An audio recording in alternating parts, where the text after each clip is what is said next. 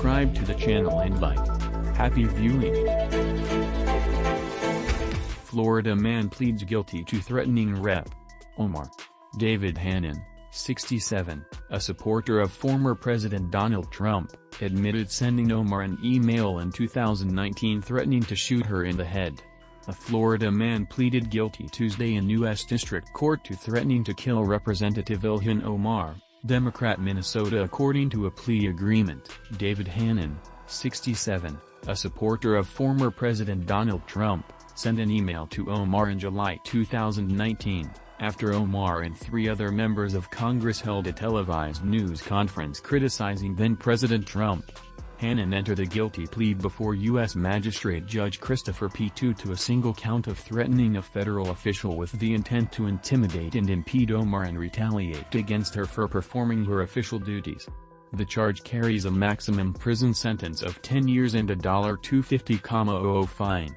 Prosecutors said Hannon sent an email to Omar threatening violence against her and 2 congressional colleagues of color, whom he referred to as radical rats, because of Omar's comments at a news conference that specifically repeated quotes containing curse words from then-President Trump regarding social issues involving women and minorities. According to the plea agreement, no one should fear violence because of who they are or what they believe, U.S. Attorney Roger Handberg of the Middle District of Florida said in a statement Tuesday. Unlawful threats against our elected officials are an assault against our democracy, and we will continue to work with our law enforcement partners to seek justice in these cases. The email subject that read, "You're dead, you radical Muslim," and in it Hannon wrote that he was going to shoot the lawmakers, including Omar, in the head. He added that Omar better get more security, or within a week you and the other 3 radical rats will be 6 feet under. This is not a threat but fact, Hannon wrote, asking whether Omar, who is Muslim, is ready to die for Islam and ready to get out of our country. Days before, Trump, who made the group of lawmakers a target of his attacks as he campaigned for re-election, had launched a tirade on Twitter asserting that progressive women in Congress should go back and try to fix the crime-infested places they originally came from before they criticize how the U.S. government handled its problems. According to the plea agreement, Omar's staff immediately contacted federal investigators over fear that Hannon would carry out violence. Hannon wrote the email from his personal account, investigators said.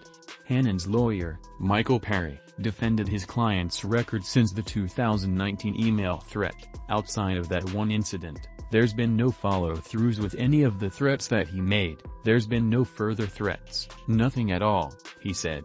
Omar's office did not immediately respond to a request for comment. Omar was sworn into office in 2019, making history as the first African refugee elected to Congress after she fled conflict in Somalia in 1995.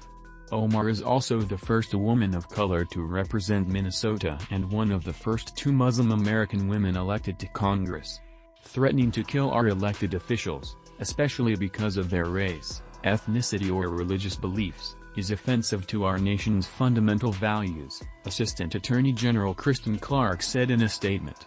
All elected officials, regardless of their background, should be able to represent their communities and serve the public free from hate-motivated threats and violence.